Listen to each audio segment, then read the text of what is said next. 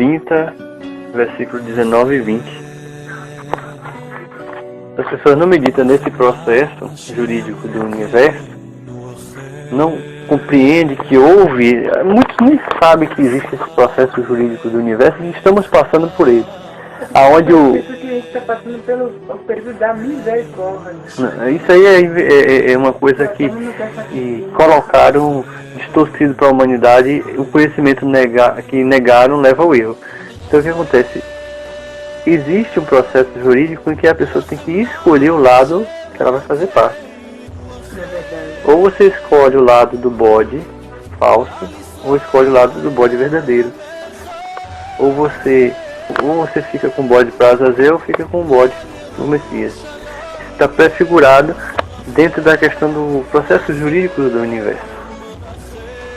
Então, se o Eterno destrói o diabo, o questionamento do diabo não ia morrer. Ia permanecer essa dúvida. Será que o diabo não estava certo? Quando ele questionou se só o Pai é que sabe o que é melhor para os seres criados? Será que eu não sei o que é melhor para mim? A minha vontade não é uma coisa boa e não pode ser o melhor para mim naquele momento? Por que eu tenho que fazer só a vontade do Pai? É simples, que sem o Pai a gente não consegue nada. O Pai nos criou com um propósito, se foi Ele que criou, Ele sabe nos usar. Ele sabe onde nos colocar, Ele sabe nos guiar. Nós que não temos ainda a maturidade necessária, mesmo se tivesse, íamos sempre depender do Pai. Só que o diabo fez um questionamento que abalou toda a criação. O que acontece? Se também o pai destrói o diabo, Shemuel, ia nascer o diabo em outro anjo, no coraçãozinho de outro anjo, ou um diabo no coração de um outro ser criado qualquer.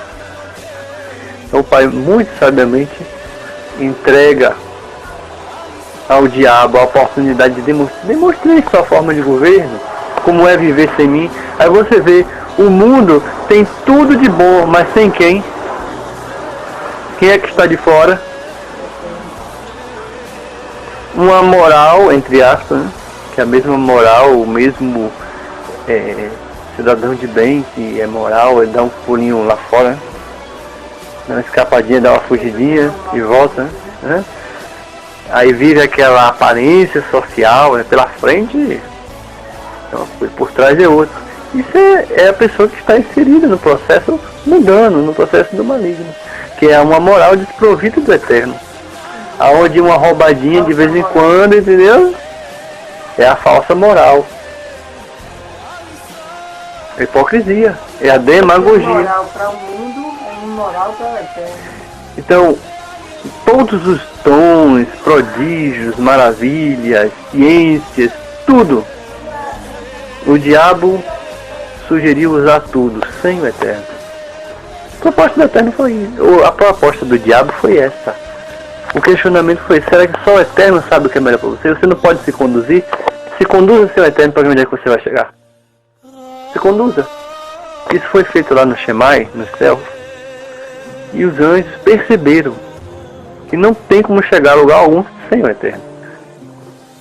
E outra, tudo que você vai usar, quem criou? O Eterno que criou. Por que o Eterno tem que ficar de fora? Então, a terça parte dos anjos que ficaram com o diabo e caiu junto com ele foi a única que não atentou para isso. Mas por quê? Porque o diabo conseguiu vender, comercializar a ideia dele. A multidão dos seus comércios, quer dizer o que? Ele vendeu ideias. A ideia de cada demônio que seguiu ele ser um deus de um universo, de um lugar diferente. E aí o que acontece? E aí, o que acontece? Os anjos, seduzidos pela ideia de ocupar-se no meu lugar do Criador, acabaram ficando cegos. E caíram, essa parte caiu. Aí chega o momento em que os que não concordaram clamam diante do Pai: até quando sucederá essa visão? Até quando o acusador de nossos irmãos irá nos acusar diante do Senhor de dia e de noite? Aí o Senhor nomeia Micael, que na Bíblia cristã é chamado de Miguel, e dá unção a Miguel para que peleje contra o diabo, guerreie contra ele, e aí o diabo é vencido, é deposto lá do Shammai. Por quê? Porque houve esse processo de Deuteronômio, capítulo 30, versículo 19 e 20. Os céus e a terra tomo hoje como testemunha contra ti, que eu te propus a vida e a morte, a bênção e a maldição. Agora, escolhe a vida, para que vivas tu e os teus filhos. Verso 20. Amando o Senhor teu Elohim, dando ouvidos à sua voz, e apegando-te a Ele, pois Ele é a tua vida, e Ele te dará muitos anos na terra que jurou dar a teus pais, Abraão, Isaac e Jacó. Então você vê, há uma promessa do Senhor, mas essa promessa é para o reino dele, e para aqueles que fizerem jus e se esforçarem para que sejam dignos de participar desse reino. Não é para aqueles que relaxaram, se conformaram, se acomodaram, como o apóstolo Shaul ele diz em Romanos capítulo 12, versículo 1 e 2. No versículo 2 ele diz: não vos conformeis com este mundo, mas transformai-vos pela renovação do vosso entendimento. E no versículo 1, do mesmo capítulo 12 de Romanos, fala que a gente tem que apresentar os nossos corpos como sacrifício vivo, santo e agradável, que é o nosso culto racional. A gente tem que zelar pela integridade moral e corporal. A palavra também diz que aquele que destrói o templo do Espírito Santo será destruído. Onde é que o Espírito Santo habita? É no templo feito por mãos humanas? É o seu corpo. Aí você tem coragem de pegar qualquer substância e ingerir? Não é seu. Ele está como seu, ele está emprestado, como se fosse seu. Você vai ter que prestar conta do que não é seu. A sua vida não é sua, seu carro não é seu, sua casa não é sua. Nada lhe pertence, nem sua vida. Tudo pertence ao Senhor. Agora, segundo Deuteronômio, capítulo 30, verso 19 e 20. Fundamentado no princípio do processo jurídico do universo, depende de uma escolha. É uma questão de escolha. O que é que você vai escolher? Vida ou morte? Tem até um hino que diz assim: meu amigo, de tu tens escolha, vida ou morte, qual vais aceitar? É fundamentado nesse trecho da Escritura. Os anjos já fizeram a escolha dele. O capeta caiu com os dele. Uma terça parte que deu ouvido a ele. Agora o diabo está querendo fazer essa colheita aqui na terra. Botando assim: faça a sua vontade, não tem nada demais não. Como foi que o diabo derrubou Eva? Não, pai, Deus sabe, Elohim sabe. Não faz mal não, Eva Krau. Já fui. Foi sempre uma besteirinha, né? Uma frutinha, né? Até hoje nós, que não estávamos lá, estamos pagando pela consequência, pela gravidade da coisa. Não tem coisa que a gente pensa que não tem gravidade. Vale a Bíblia, para você ver. Uma simples mordidinha numa fruta, induzida por quem? Por aquela voz que vem para cá e diz: Deus sabe, Elohim sabe. Não faz mal não. Que nada, rapaz. Não, o Senhor não vai te acusar. Medite na Escritura, se você quiser viver.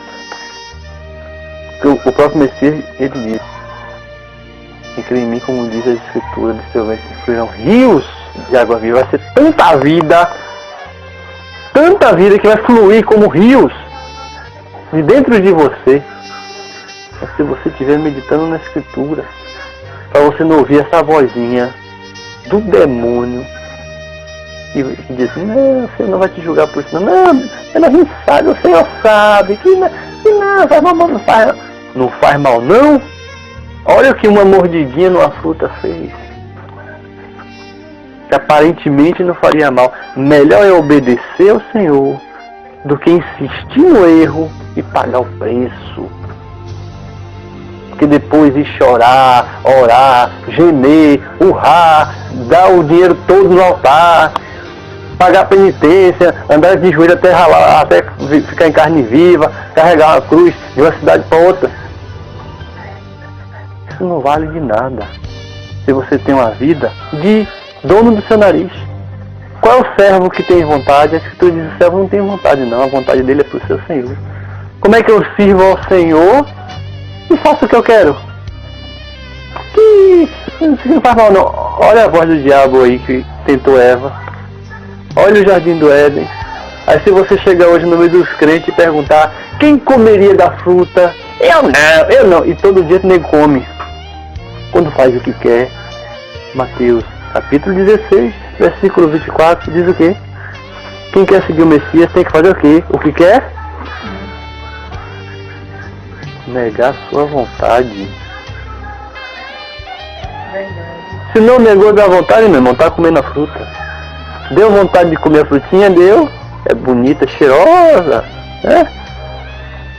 Deve ser uma delícia. Não vou comer não. Eu como, o prazer leva alguns segundos na minha boca, se dissolve, vai embora. E a minha salvação vai embora junto. Eu resisto a esse prazer passageiro e vou ter um gozo eterno, comendo da árvore da vida. Tudo tem um tempo determinado. Só que o ser humano age muito pela emoção. Doido para sentir uma sensaçãozinha.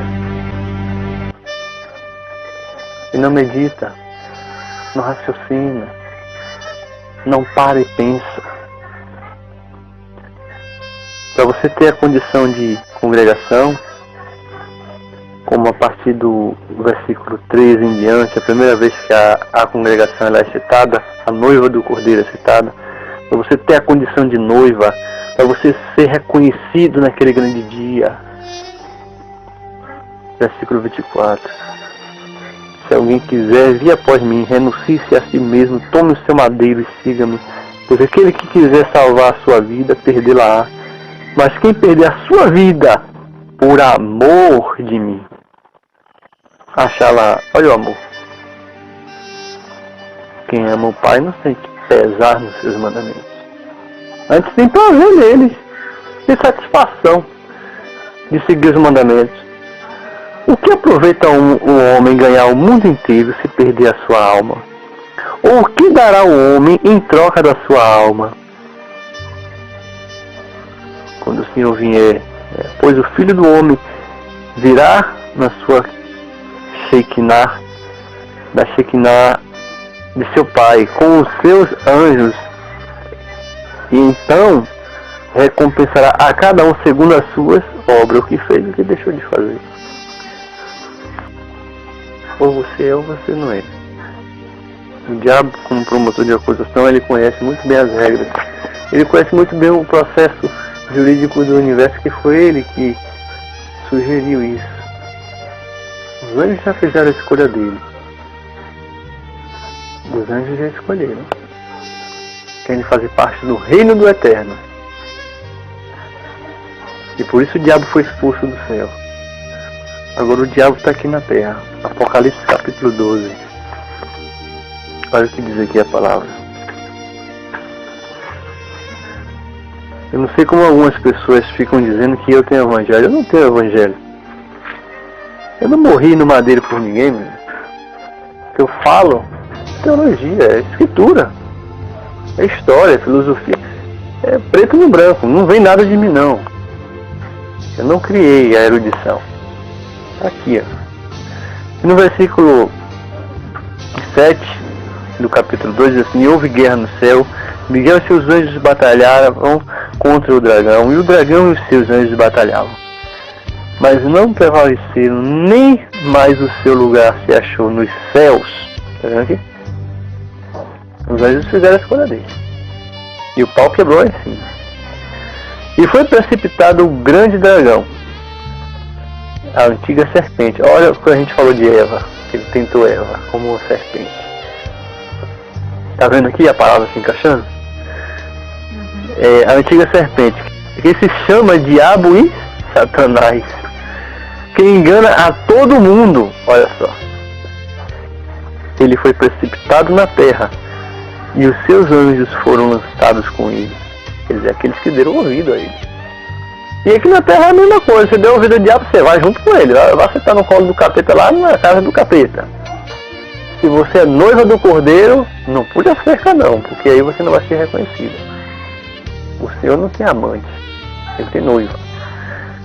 Então ouvi uma grande voz no céu que dizia: agora é chegada a salvação, e a força e o reino do nosso Elohim, e o poder do seu Messias, pois já o acusador de nossos irmãos foi lançado fora, o qual diante de nosso Elohim os acusava de dia e de noite. Sabe como é que eles acusavam? Dizia: como é que você, rapaz, fica aí fazendo a vontade desse Elohim aí, desse criador aí, rapaz? Você não sabe, quem sabe o que é melhor para você é você. Como é que ele vai saber o que é melhor para você? Ele questionava, ele acusava, mas ele foi lançado fora, porque os próprios anjos perceberam que não dá para viver sem o Criador. Você não vai chegar em lugar nenhum sem o Criador.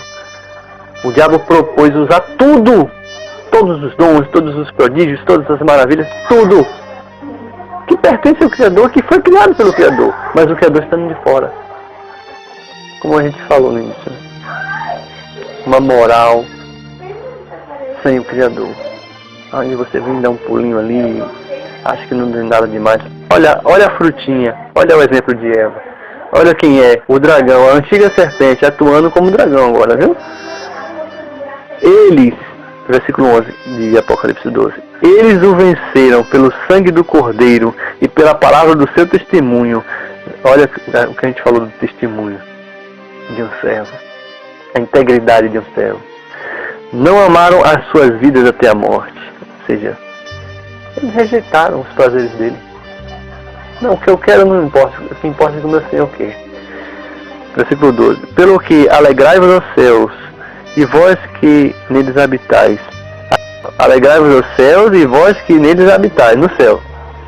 A escolha de Deuteronômio 30, verso 19 a 20, lá no céu já foi feita. Olha o que continua dizendo no versículo 12. Ai dos que habitam na terra e no mar, porque o diabo desceu a vós, e tem grande ira, sabendo que pouco tempo lhe resta. Quando o dragão se viu lançado na terra, perseguiu a mulher que dera à luz ao filho, a congregação. Perseguiu a congregação. Eu não estou falando da igreja batista, da igreja Assembleia de Deus, eu estou falando daqueles que fazem a vontade do Pai que está no céu. Porque o Senhor disse: minha mãe e meus irmãos são estes que fazem a vontade do meu Pai que está no céu. Denominação, quem criou foi o diabo. Todos os ismos, tudo que é isma, tudo que é sistematizado, pode ser manipulado. O homem domina. E o que é do Pai então? Palavra. E você tem que dar um testemunho fundamentado nessa palavra. Se estiver fora dela, já foi.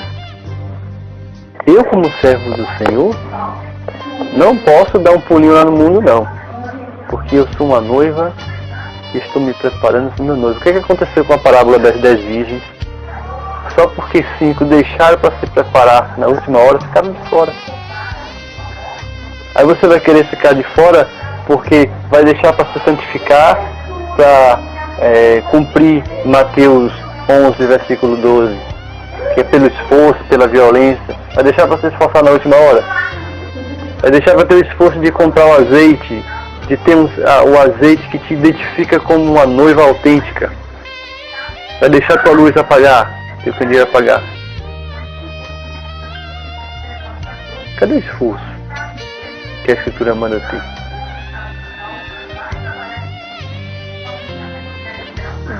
Então, é algo para se meditar. E vale a pena. É necessário que se medite nisso. Eu estou aqui para explicar essa palavra nova.